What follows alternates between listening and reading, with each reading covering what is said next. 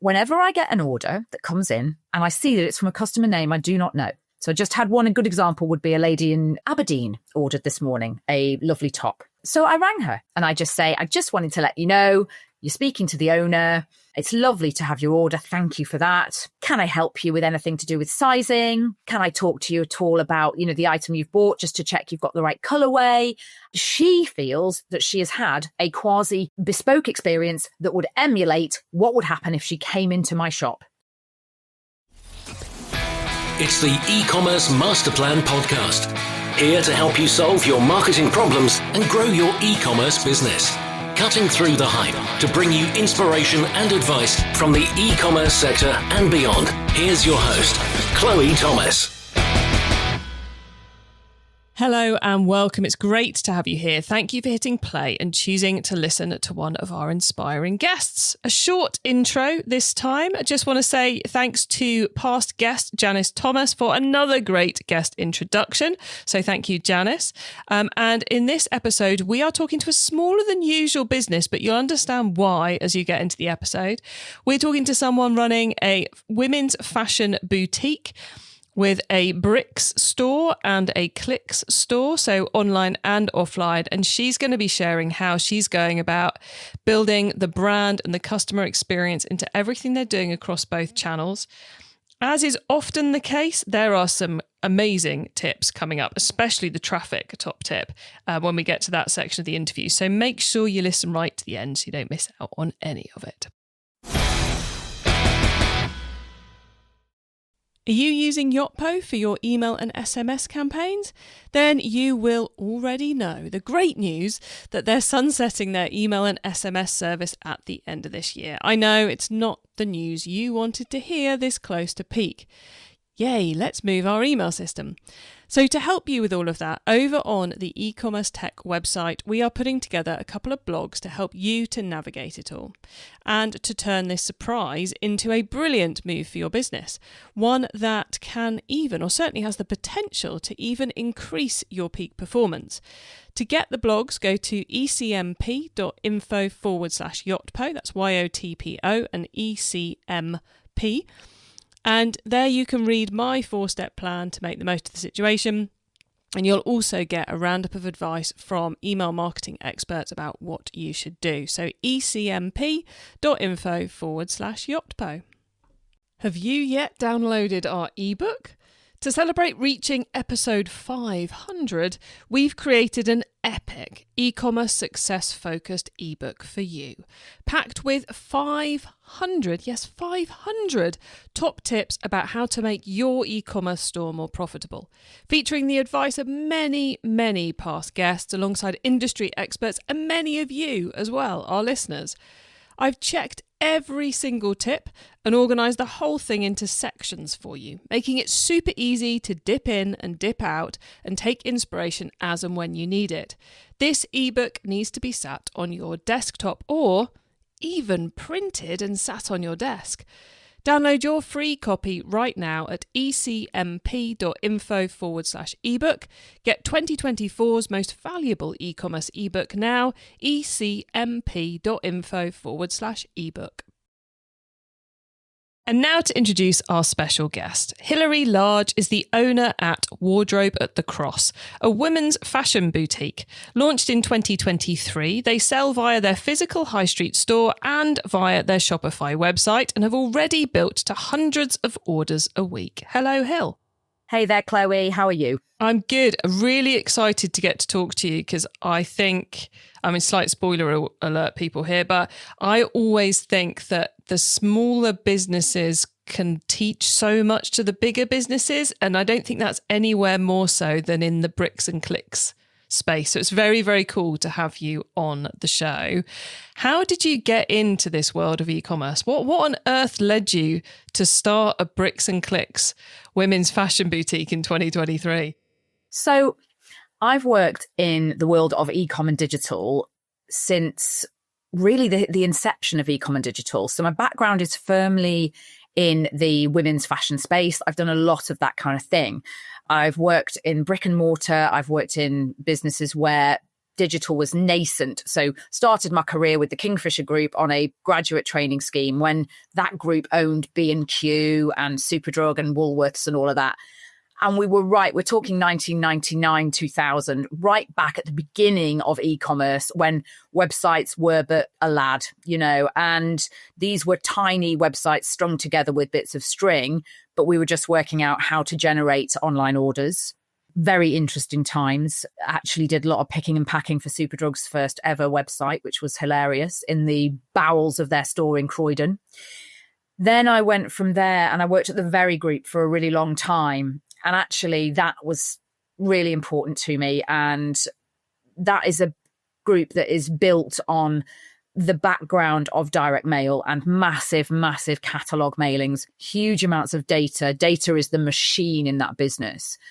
And that taught me so much. And again, I worked there from sort of 2005 through till about 2011. And it felt like a lot longer. But again, growing the website as kind of the internet and digital grew. This is before social was an important part of the ecosystem or any part of the ecosystem.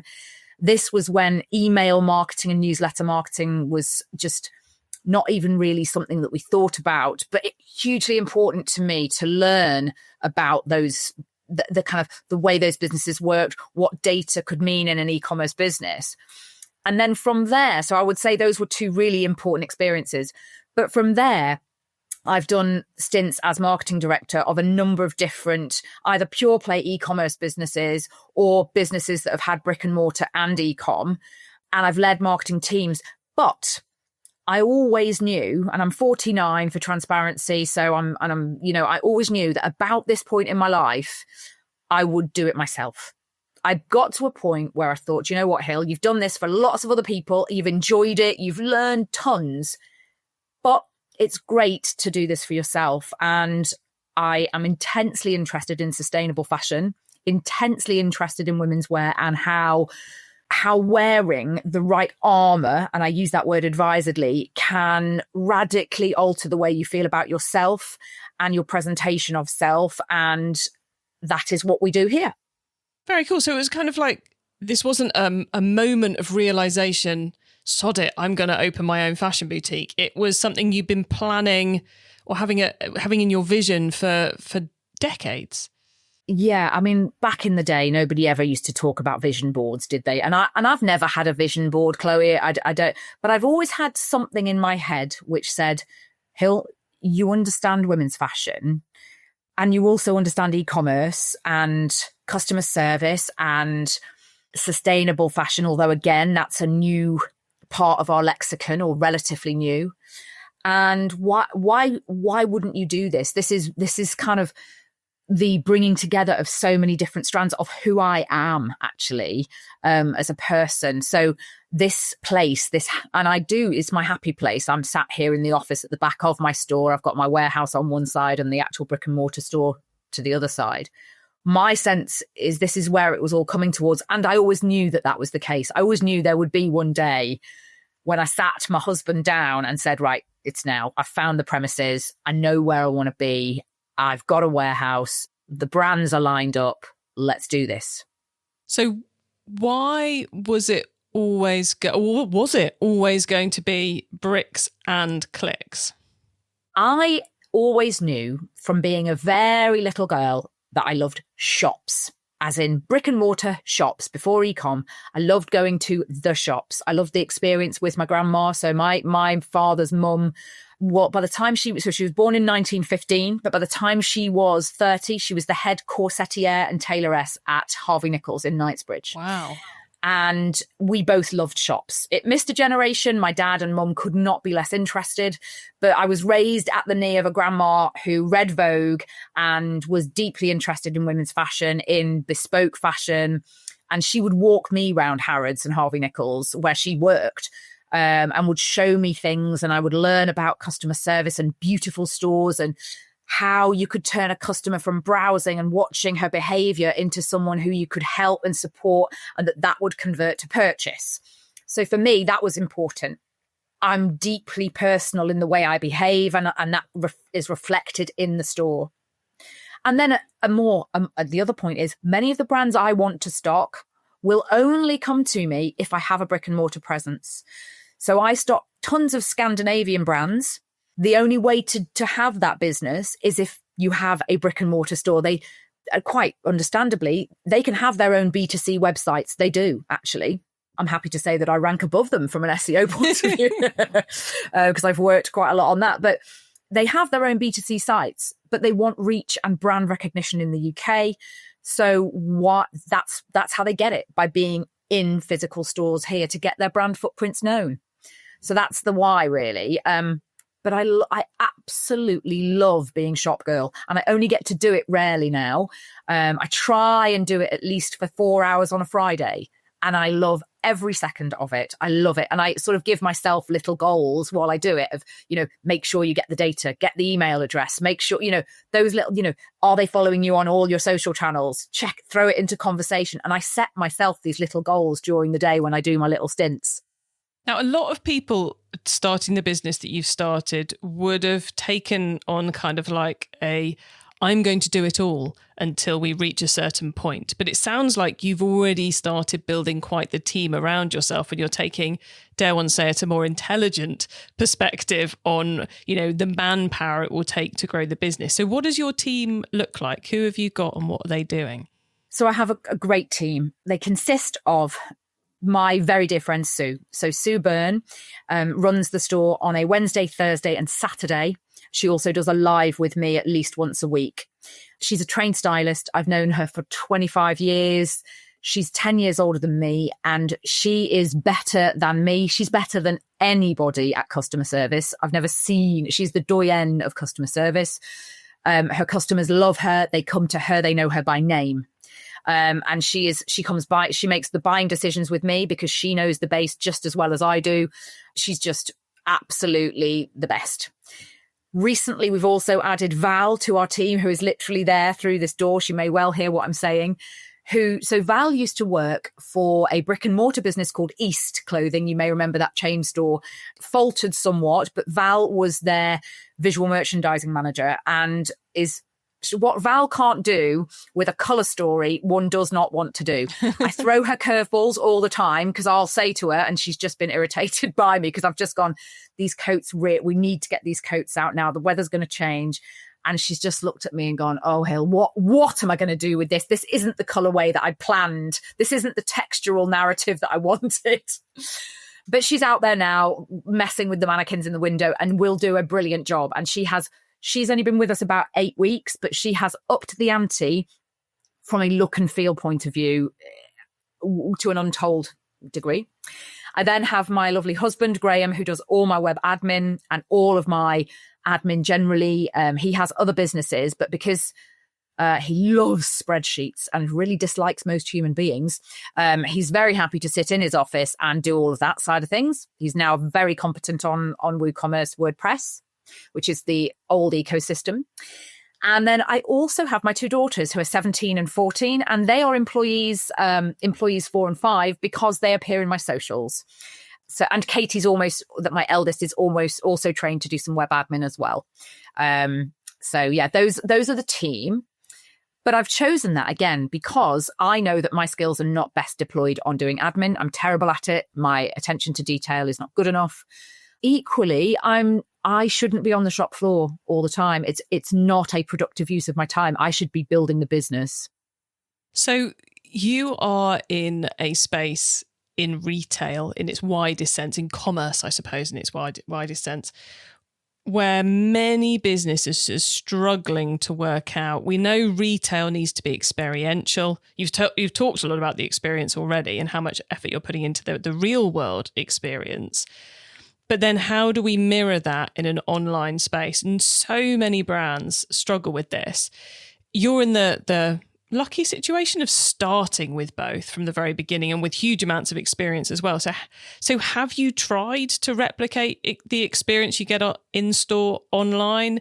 Are you seeing the online as a way of converting in-store customers to buy more? Are they two different groups? How do you approach that cohesiveness between the channels? So I had a bit of this is where I did have a bit of a sort of an epiphany moment. So I've been in all the while, I've had a website right from the beginning, and it did okay right from the beginning because I'm sensible and I know kind of about optimizing for search and those kind of things. And it was a well-ordered website. So it was always fast and it could convert and all of that, the basics. But I had a bit of a sort of a Damascene moment where a customer clearly wanted to order something and she rang me. This is going back about 2 years and she's maybe a year and a half. And she said, hello, and explained, I want to make this order. I've seen some jeans, but I just wanted to check, are you a real business? Because, you see so many of these businesses and they end up just being dodgy Chinese businesses and where you've got to send things back to China or, they're not bona fide. And I said, oh, no, absolutely. You'll see me on the Instagram. I'm the face of the business and you're speaking to the owner and she said, oh, that's so good to know. She said, I'll make the order now. And I came away from that and I thought, well, that is interesting. There's a trust issue here. And there's also I need to signal that I'm a bona fide business and that you get a personal experience. And that is what will aid conversion. So I thought to myself, okay, how can I make that happen for every order? Every new customer order, I should say. So now, whenever I get an order that comes in and I see that it's from a customer name I do not know. So I just had one. A good example would be a lady she's up in Aberdeen, ordered this morning, a lovely top. And so I rang her and I said, I'm really sorry to disturb your morning. I always make sure the customer has time to take the call.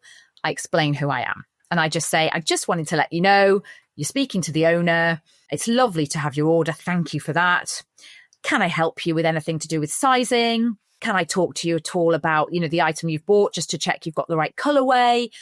How do you want it shipped? I see you've selected standard shipping. When do you need it? And I end up having maybe, 7-minute call with that customer. But by the end of that call, what I know is that customer A is going to be sent the right item. B is not going to have over-ordered. So perhaps on the original order, she's put 2 pairs of jeans in 2 different sizes. I can confidently advise her and say, I see you've ordered both the 38 and the 40 in those jeans. Let's discuss that fit a little bit because I know exactly how those jeans fit. And that means that I keep the product and also that the availability is maximized for me from an e-commerce point of view and my returns rate is minimized because I know it's not going to come back to me. That's great. But she feels that she has had a quasi bespoke experience that would emulate what would happen if she came into my shop. So what would happen if she came into my shop? She would be greeted in the same way. Hello, you're new here. How can I help? How can I help you with sizing? And that experience, I try to emulate on the telephone. And if I can't telephone her, then I will email. I'll probably always do that anyway, unless I think it's overkill. But it will be a bespoke email. It's scripted by me with a bit of heavy lifting from AI. So I'll use a lot of AI prompts, but I always check everything.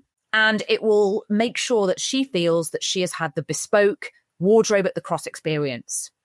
And all of the signals from my website, again, reviews, I've got 125-star Google reviews.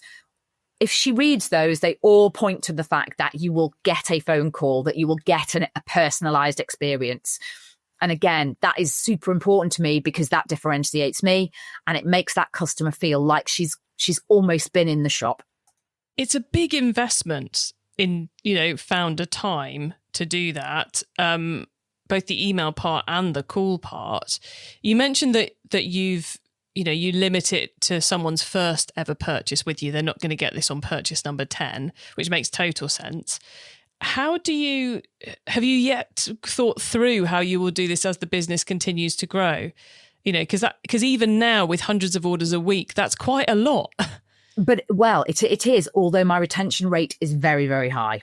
So I'm really lucky because I've invested in this first time acquisition piece. My retention rate's really good. And as you would expect, I've got all my flows set up with Enclavio. So any of those things around, I'm doing a really strong welcome series, a really strong nurture series, a really strong gone away series, all of that stuff.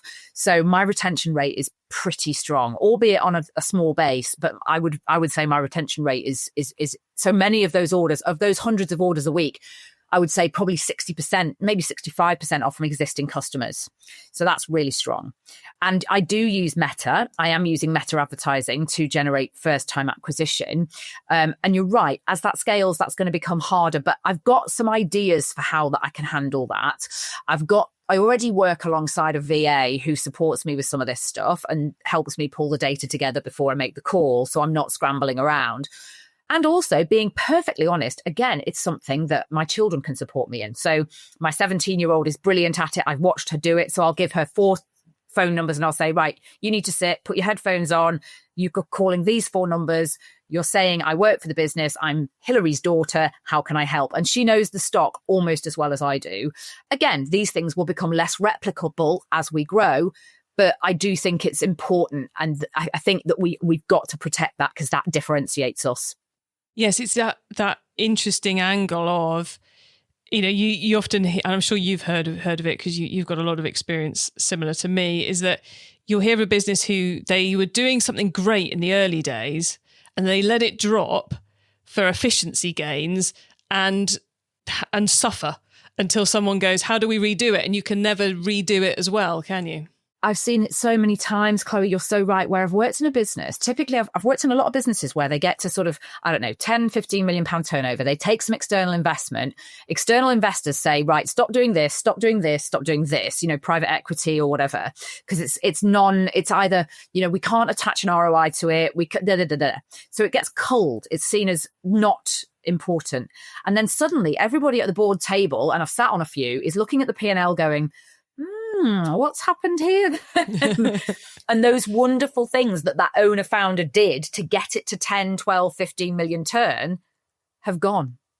And that's what I have to protect. And look, I don't know what the future is of this business. I've got very strong plans, but I want that to be protected at all costs. And I will absolutely pay people to do things I think they can do whilst I do the things that I know I can do well, like those first time calls. E-commerce Master Plan is supported by some of the greatest companies in the e-commerce sector. Here's a reminder of who they are. Are you using Yotpo for your email and SMS campaigns? Then you will already know the great news that they're sunsetting their email and SMS service at the end of this year. I know it's not the news you wanted to hear this close to peak. Yay, let's move our email system. So to help you with all of that, over on the eCommerce Tech website, we are putting together a couple of blogs to help you to navigate it all and to turn this surprise into a brilliant move for your business. One that can even, or certainly has the potential to even increase your peak performance. To get the blogs, go to ecmp.info/Yotpo. That's YOTPO and ECMP. And there you can read my 4-step plan to make the most of the situation. And you'll also get a roundup of advice from email marketing experts about what you should do. So ecmp.info/Yotpo. I love my morning coffee, but sometimes the crash hits harder than the caffeine. That's when I switch to Everyday Dose, coffee with benefits. It's real coffee infused with mushrooms, collagen, and nootropics, giving me smooth, focused energy that actually lasts. The Black Friday sale is on. Get 61% off your first Coffee Plus starter kit, a free A2 probiotic creamer, and over $100 in free gifts. Enter for a chance to win $100 cash or even get your entire order refunded. Head to everydaydose.com/podcast or use code podcast at checkout. It's time for the top tips round. Okay, I love this section because it gives me and our listeners some really quick ideas for taking our businesses to the next level. Hill, are you ready for the top tips? I am indeed. Excellent. Let's start with the book top tip. If everyone listening to this podcast agreed to take Friday off and read a book to make their business better, which book would you recommend? I would recommend The Brand Gap by Marty Neumeier. It's incredibly short, so you'll get through it very quickly. It's not fluffy. It's not, it's not waffly, but it's really good strategic thinking about what a brand is and how to make yours different. It's just really good for that. It's there's not much about data in it. It's about brand. And that is what I love. That to me is what makes me tick. Love that. We like a short read. Everybody likes a short read. Okay. Traffic top tip. Which marketing method do you either prize above all others or think doesn't get the press it deserves? So I'm going to go with, I've got a few of this, but I'm just going to go with the press it doesn't deserve, because this is a great tip for people with particularly who have, this is for bricks and clicks businesses. Do things in your community that you think will not generate business, because they will. So, for example, I did a talk last Thursday to the WI in Heswall, which is about 3 miles away. They're all my customers. They're middle-class women above the age of 55. Classic me customers. There were 90 of them in the room. I did a talk on style, personalities, and sustainable fashion. All of those women, I took a QR code with me. They all scanned my QR code. I took their data. They're now all on my base, and they're all having a good old look at the website. So, has it led to any conversions? I think I gave them all a code, obviously, to track that business. I've got about 6 conversions out of it now. But again, a room full of 90 women who are absolutely bullseye target audience. And you'd never think that, would you? Go and do a WI talk. But believe me, I've done 7 of them now, and they've all been really, really worth doing. That's the good thing about WI talks as well, isn't it? Once you've done well at one, they all tell each other, and then you get to go to loads of them. Exactly that. So literally they keep telling each other. So I'm booked with another one in about 3 weeks. I change it up each time. So I'm not, because some of them are members of like 3 and 4 WIs. So this one will be a bit different again, but I do a lot around style, personality, fashion, sustainable fashion. They love it. And it's a great way of collecting data in a soft way, and also generating footfall into the bricks bit of the business, but also generating clicks. I love that. And it fits so well with all the insights you've given us to the branding, the brand and the feel and the vibe of the business too. So I love that piece of advice.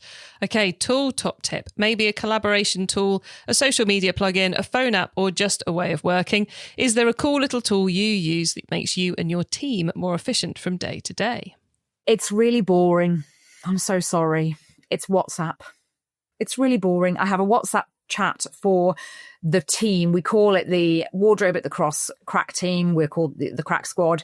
And Val, so my husband, me, and the girls are on it. And also one of my temporary staff, Wai-san, is on it.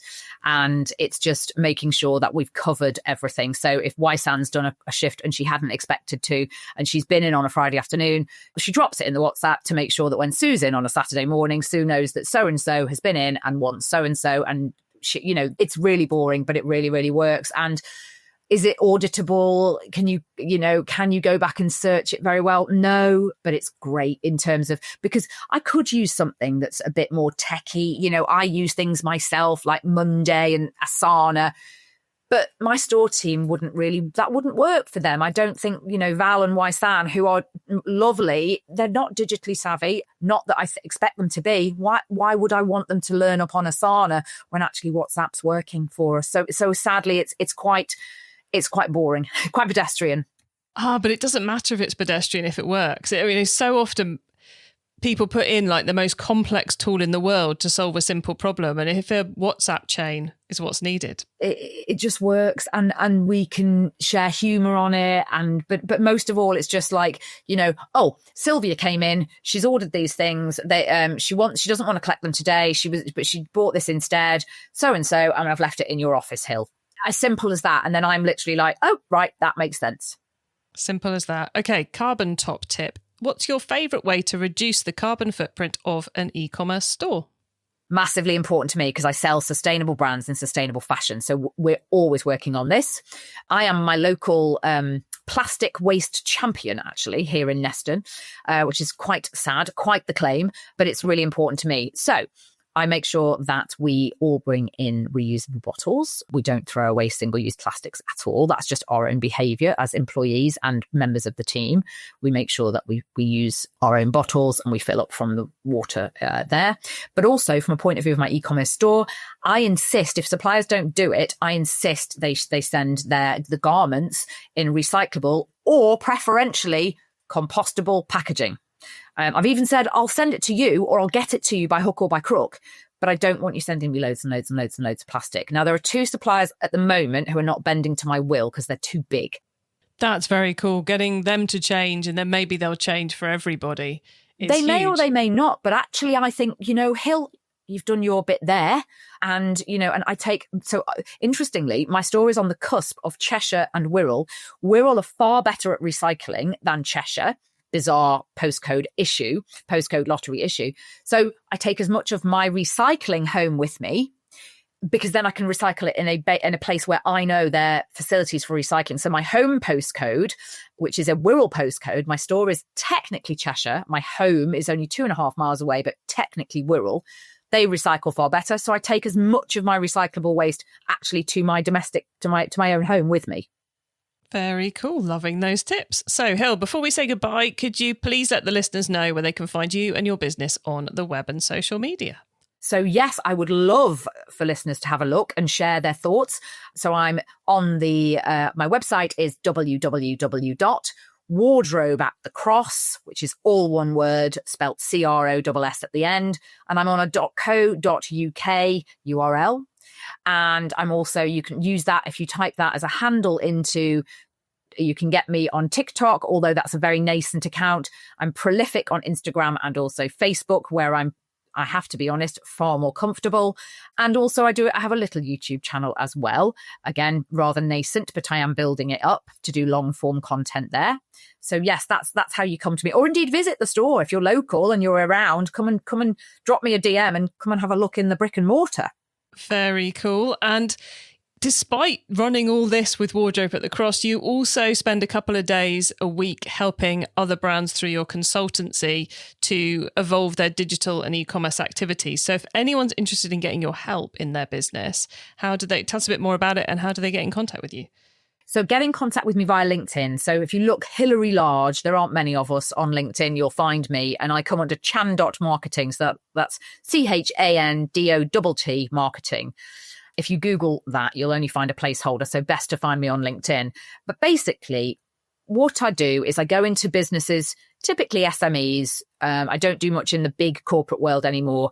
And I offer support where there is perhaps not enough expertise. So at the moment, I'm doing a piece of work for a client who is in the B2B wholesale space. It's the garment industry, it's apparel, but it's about digital transformation of that business. And it's great fun. And I love working as well with owner managers who have a problem that I can help to solve. That gives me all the feels because it makes me think, do you know, actually I've really come away from that day and I know I've moved us forward. And that's a really good thing for me. And it keeps my knowledge fresh as well, which is another benefit. Yeah, it's always great to go and work on someone else's activity because you find things you don't know even when you're there to help them with stuff. So anyone who wants Hilary's help, go and find Hilary Large on LinkedIn and get in contact. Hill, thank you so much for being on the show. It's been really fascinating seeing how you're bringing that brilliant customer experience across all your channels. So thanks so much for being here. Thank you very much for having me.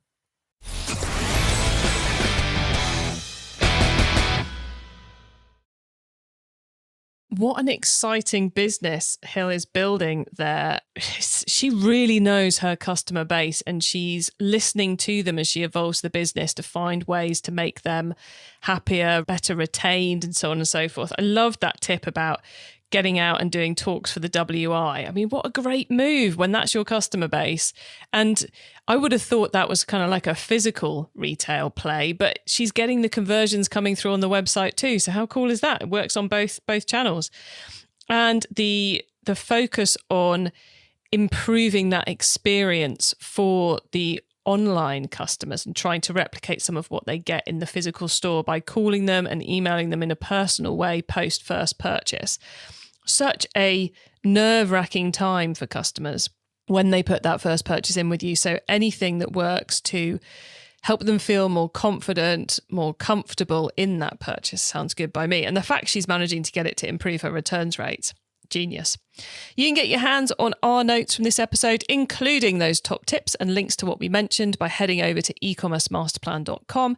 You can use our direct episode short link to get there too. Just put ecmp.info/the number of this episode into the URL bar to go right to the correct page of the site. When you get to the website, don't forget to add yourself to our email list so you don't miss out on all the stuff we share to help you improve your business.